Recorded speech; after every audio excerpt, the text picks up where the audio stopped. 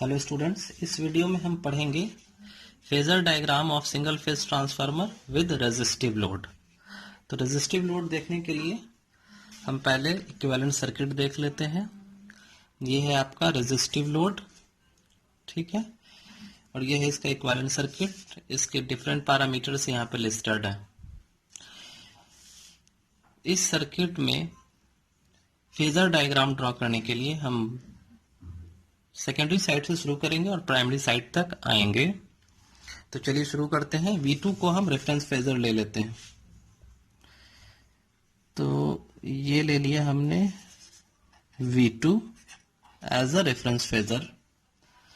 चूंकि आपका लोड जो है वो रेजिस्टिव है, तो यहाँ पे जो आपका सेकेंडरी करंट होगा वो सेम फेज में होगा, इसके साथ, इस V2 के साथ सेम फेज में होगा I2। अब ये जो I2 है, जो यहाँ पे सेम फेज में आपको दिख रहा है, ये I2 यहाँ चला, इस रेजिस्टेंस में आया, जिसकी वजह से यहाँ पे वोल्टेज ड्रॉप हो रहा है I2R2। ये वोल्टेज ड्रॉप और इस करंट में जो रिलेशन होगा वो सेम फेज का होगा। क्यों? क्योंकि ये रेजिस्टेंस है, तो दोनों यानी वोल्टेज और करंट दोनों सेम फेज में होंगे। तो यहां से सेम फेज में मैं लिख देता हूं, ये हो गया आपका I2R2। अब ये करंट आगे चला, पहुंचा रिएक्टेंस में, यहां पे वोल्टेज ड्रॉप हुआ I2X2। इस वोल्टेज ड्रॉप का और इस करंट का दोनों का रिलेशन जो होगा वो 90 डिग्री का फेज शिफ्ट वाला होगा, क्योंकि ये रिएक्टेंस है। तो यहां से 90 डिग्री के फेज शिफ्ट पे ये मैंने बना दिया I2X2। अब ये वोल्टेज और ये वोल्टेज तीनों का वेक्टर सम जो होगा वो होगा वो होगा E2। तो यहां से मैं तीनों का वेक्टर सम बना देता हूं। ये हो जाएगा आपका E2, ठीक है। अब इस E2 का इस फाई के साथ क्या रिलेशन है? तो हम जानते हैं कि E2 और फाई का रिलेशन होता है कि E2 हमेशा 90 डिग्री के लैग पे होता है फाई से। तो ये हो गया फाई और ये 90 डिग्री के लैग पे हो गया आपका E2।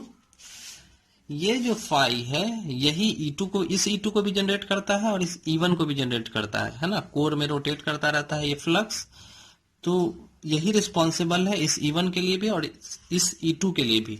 तो इसका जो रिलेशन होगा वो दोनों के लिए कॉमन होगा। तो यानी कि फाई के साथ E2 का रिलेशन 90 डिग्री के फेज शिफ्ट का है, तो फाई के साथ E1 का भी रिलेशन 90 डिग्री के फेज शिफ्ट पे ही होगा। ये E1 और E2 का मैग्नीट्यूड नंबर ऑफ टर्न्स पे डिपेंड करता है। जिसमें नंबर ऑफ टर्न्स ज्यादा होंगे, अगर N2 में नंबर ऑफ टर्न्स ज्यादा होंगे तो E2 का मैग्नीट्यूड बड़ा होगा। अगर N1 में नंबर ऑफ टर्न्स ज्यादा होंगे तो E1 का मैग्नीट्यूड बड़ा होगा। अब इस फ्लक्स को जनरेट कौन करता है? इस फ्लक्स को कौन जनरेट करता है? ये मैग्नेटाइजिंग करंट।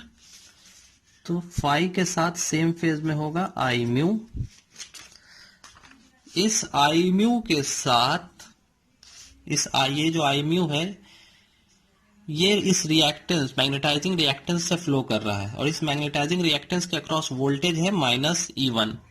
तो ये है रिएक्टेंस और ये है करंट। तो दोनों के बीच में रिलेशन जो होगा वो 90 डिग्री के फेज शिफ्ट का होगा, यानी कि वोल्टेज जो है वो लीड करेगा और करंट लैग करेगा। पर -E1 है कहाँ? तो E1 तो है, -E1 हमें ड्रॉ करना होगा। ये हो गया आपका -E1 और E1 और I म्यू के बीच में 90 डिग्री का फेज शिफ्ट वाला रिलेशन यहाँ पे बन चुका है।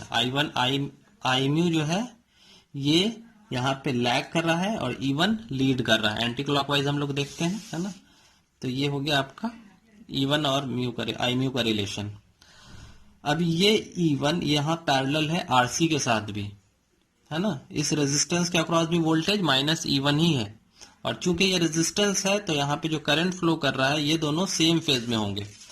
तो यहाँ पे ये मैं ड्रॉ कर देता हूं IW आई डब्ल्यू फ्लो कर रहा है और ये दोनों सेम फेज में है। अब आई डब्ल्यू और आई म्यू का सम जो होगा वो कौन होगा, आई नॉट। तो यहां से हम ड्रॉ कर लेते हैं।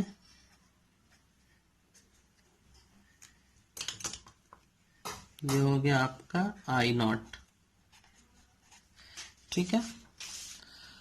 आई नॉट, अब आई टू डैश और आई नॉट का क्या रिलेशन है, तो आई टू डैश ये जो है load component of primary current है और ये नो लोड करंट है, दोनों का सम आई वन होता है।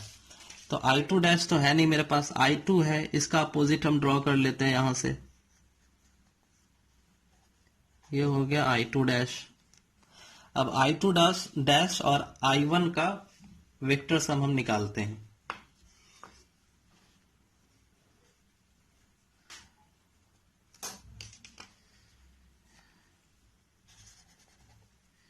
ये हो गया आपका आई टू डैश और आई नॉट का सम हो जाएगा आई वन।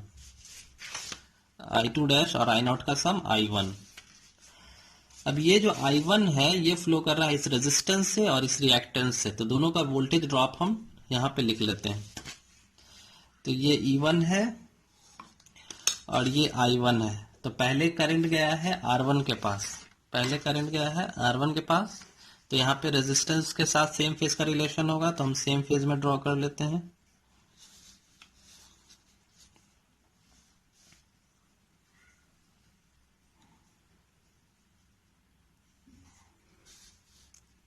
ये हो गया आपका आई वन आर वन। यहां से 90 डिग्री के फेज शिफ्ट पे होगा आई वन एक्स वन, है ना। ये 90 डिग्री, ये आई वन एक्स वन। अब I one R one, I one X one और इस ई वन तीनों का सम अगर हम कर दें तो हमें मिल जाएगा वी वन।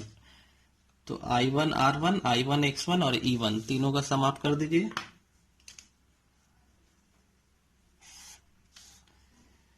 ये हो गया आपका V1। तो ये हो गया फेजर डायग्राम तैयार, किसका, रेजिस्टिव लोड के केस में। चलिए।